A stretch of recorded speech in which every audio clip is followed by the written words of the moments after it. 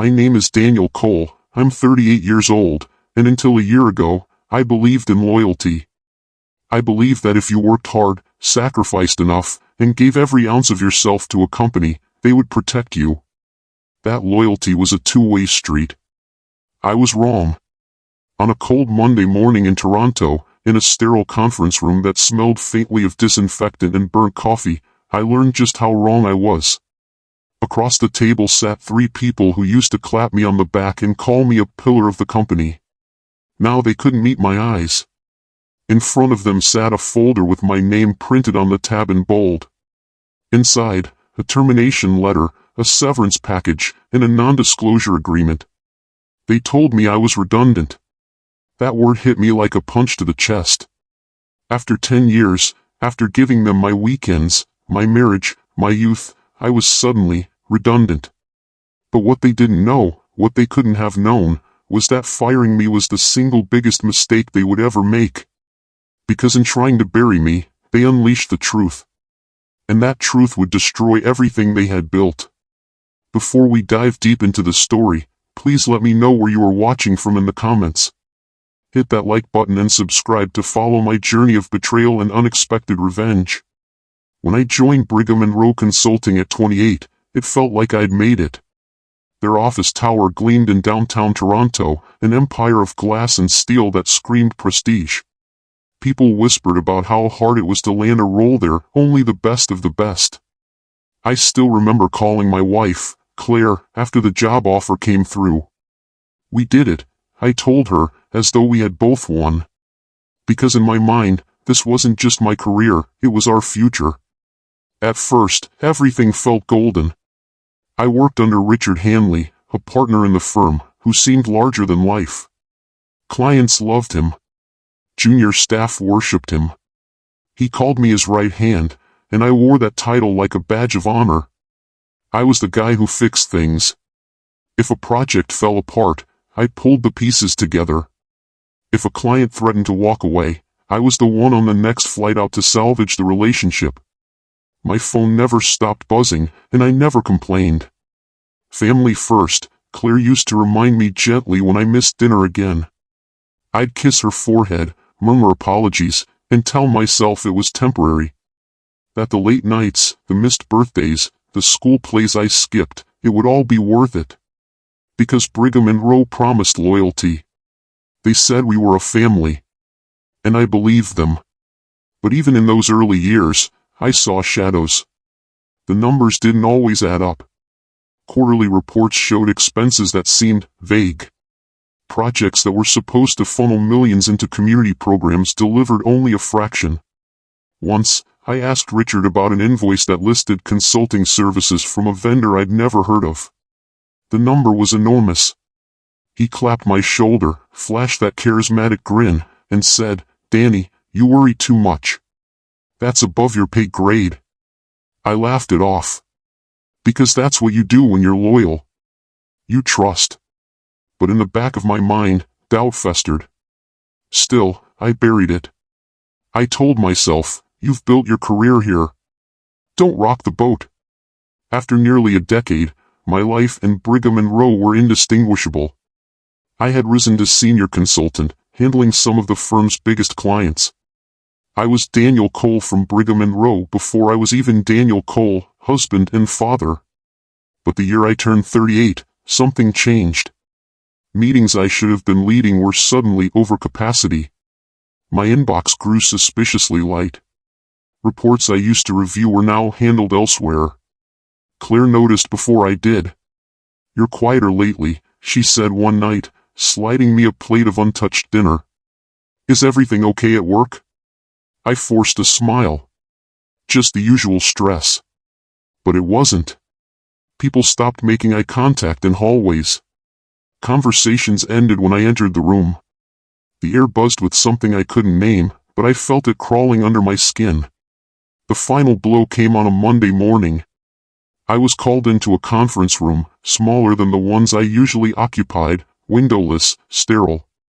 Inside sat Richard Hanley, HR Director Melissa Gray, and the company's legal counsel. The folder was already on the table. My name staring back at me. Richard's eyes darted everywhere but at mine. Melissa cleared her throat, rehearsed and detached. Daniel, after careful consideration, the company has decided to restructure certain roles. Unfortunately, your position has been made redundant. Effective immediately. My ears rang. Redundant? I'm leading 2 major accounts. Clients specifically requested me. How is that redundant? Melissa's smile was thin, like paper stretched too tight. She slid the folder closer. Inside, you'll find details of your severance package. 3 months' pay, along with a non-disclosure agreement. We believe this is a generous offer. I stared at her. You want me to sign this? After everything I've given you? Richard shifted uncomfortably. He didn't say a word. Not one. That silence cut deeper than anything else. I pushed the folder back. No. Not today.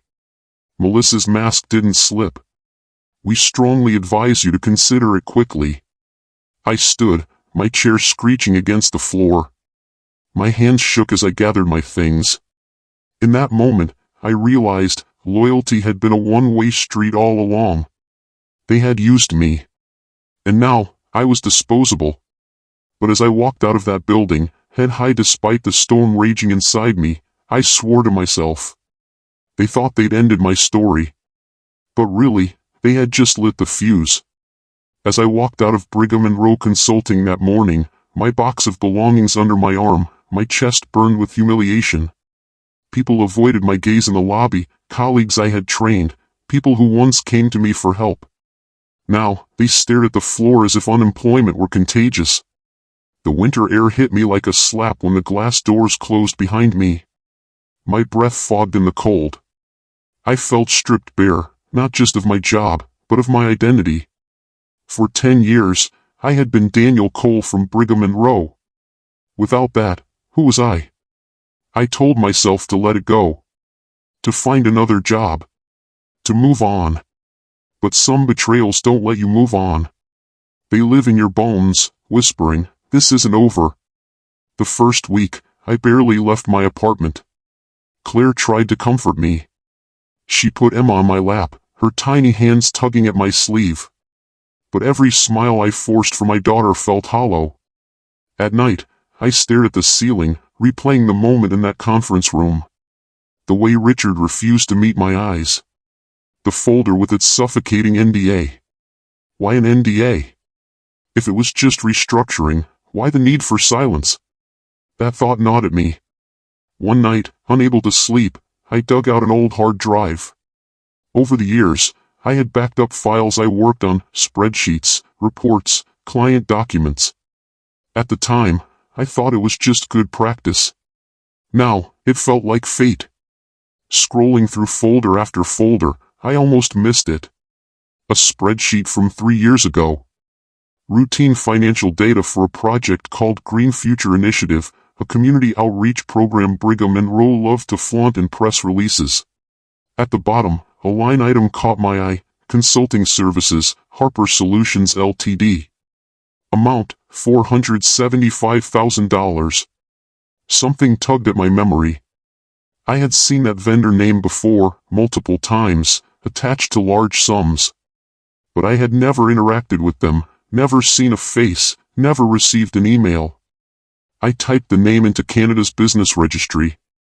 Nothing. Harper Solutions didn't exist. My pulse quickened. I searched other project spreadsheets. There it was again.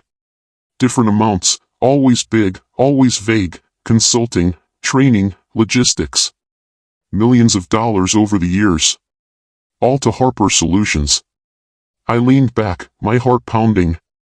This wasn't sloppy accounting. This was deliberate. The next days blurred. I combed through every file I had saved. I traced payments, checked vendor names. More ghosts emerged: Armitage Group, North Bay Logistics, Palisade Consulting. All fake. All siphoning money from legitimate projects into a black hole. I filled a notebook with diagrams, arrows, dollar amounts. A spiderweb of deceit. My coffee table disappeared under piles of papers. My apartment looked like a crime scene investigation. Claire worried. "Daniel, you need to stop. This isn't healthy." But I couldn't. Because now I knew, my firing wasn't about redundancy. It was about getting rid of the one person who might stumble across this. And they were right. Because I had stumbled. The deeper I went, the more disturbing it became. Some of these projects weren't just internal, they were government-funded. Public money. Taxpayer dollars. Brigham Rowe had billed millions for initiatives that barely existed, funneling cash into phantom vendors. I thought about the charity events, the glossy brochures, the speeches about building communities. I had stood on stages, smiling beside Richard Hanley, selling a lie I didn't even know was a lie. Rage burned through me. They had stolen not just from clients and governments, but from the public, from real people who could have benefited from those programs. And they had used me as their front. As I uncovered more, paranoia set in. One night, as I left the coffee shop with my laptop bag, I swore I saw a black SUV parked across the street, engine running. A man inside glanced up from his phone as I passed. Another day, I got a call from a blocked number. A male voice said, "Sometimes it's better to move on, Mr. Cole." Then the line went dead. I froze, phone trembling in my hand. Was it a prank? Or a warning? When I told Claire, she begged me to stop. "Please, Daniel. Just let it go. Find another job. Think about Emma." But that was the thing, I was thinking about Emma. If I stayed silent, what kind of father would I be? A coward who turned away from truth? A man who let criminals profit while pretending loyalty meant nothing? No.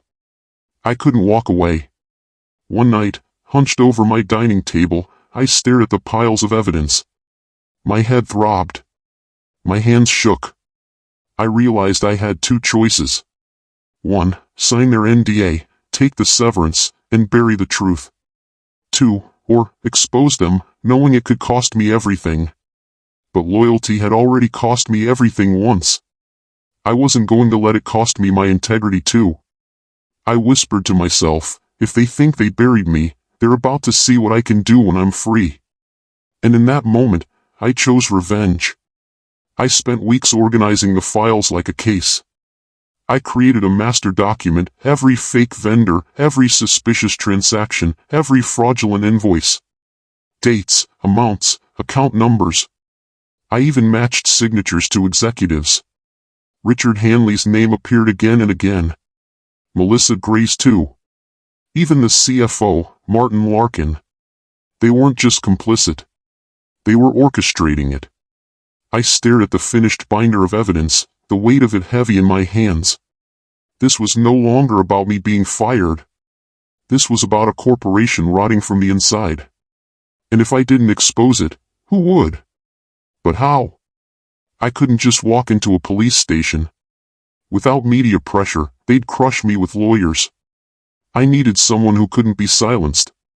So I reached out to an investigative journalist, Sophie Tran, known for exposing corporate corruption.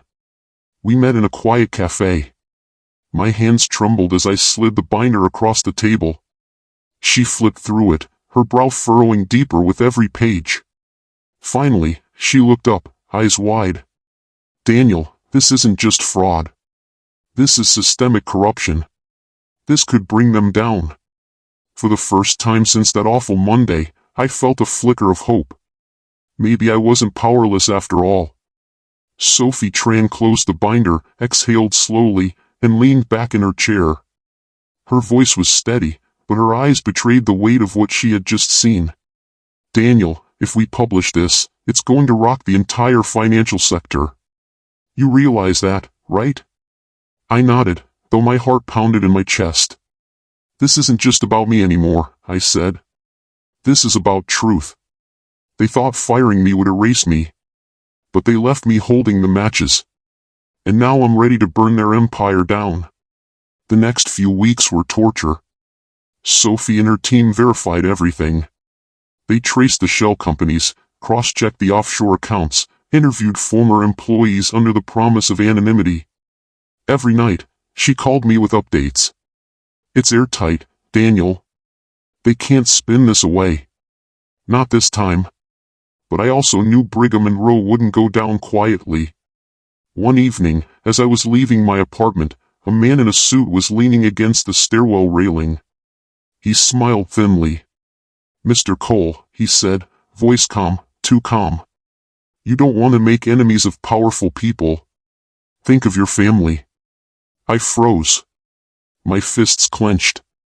"Is that a threat?" He shrugged, still smiling.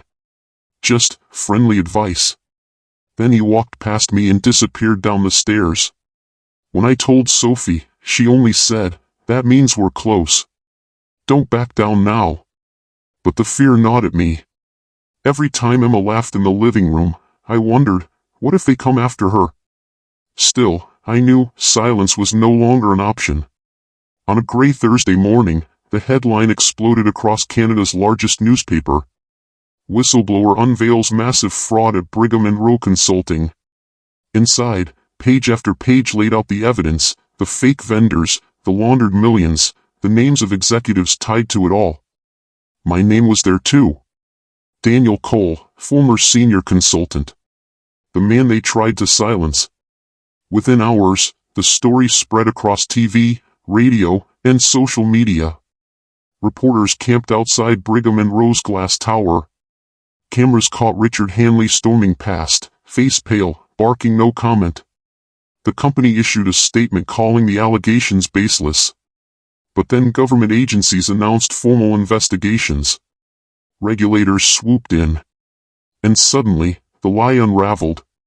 By the end of the first week, Brigham Rowe's stock had plummeted 40%.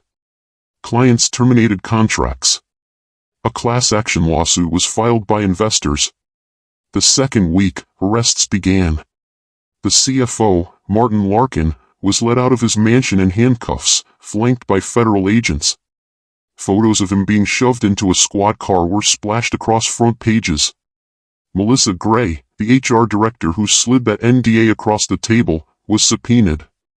She disappeared from public view. And Richard Hanley? The man who once called me his right hand? He went on live television, trying to spin the narrative, insisting it was a misunderstanding. But mid-interview, news broke that the company's internal emails had been leaked. In those emails, Richard personally approved payments to the fake vendors. The anchor's face was priceless. Richard stammered, sweat beading on his forehead, before storming off camera. By week 4, Brigham Rowe, once untouchable, was in freefall. While the world watched the empire crumble, my own life was chaos. Journalists called non-stop. Strangers recognized me in grocery stores. Some applauded me as a hero. Others muttered that I had destroyed thousands of jobs. Claire worried about our safety. "Daniel, what if they retaliate?" she whispered one night, holding Emma close. But deep down, I knew the company was too busy trying to survive its own implosion. And for the first time in months, I felt lighter. Not safe, not entirely, but free. The real justice came months later. In court, the evidence was overwhelming. Brigham Rowe executives had siphoned over $240 million through shell companies and offshore accounts. They had defrauded clients, governments, and charities. Richard Hanley was sentenced to 14 years in prison. Martin Larkin, 18 years. Melissa Gray took a plea deal, admitting she'd been instructed to target me specifically because I had access to sensitive project files. The judge's words still echo in my mind. This was systemic corruption at the highest level, concealed by a culture of arrogance and intimidation. Without whistleblowers, justice would never have been served. And there I was, sitting in the gallery, listening to their empire collapse brick by brick.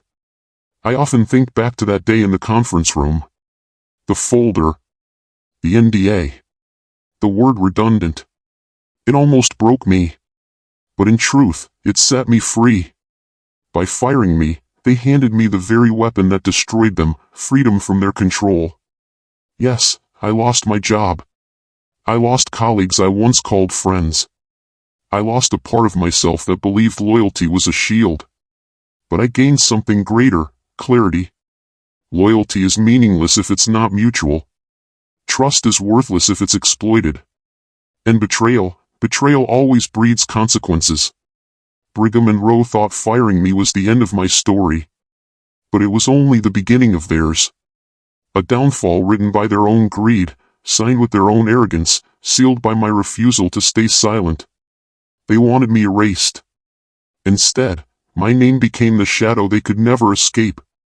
Because sometimes, justice doesn't come with a gavel or a badge. Sometimes, it comes from the very person you underestimated. I was Daniel Cole. I was redundant. And my termination backfired, unveiling the company's biggest secret, and ending them forever.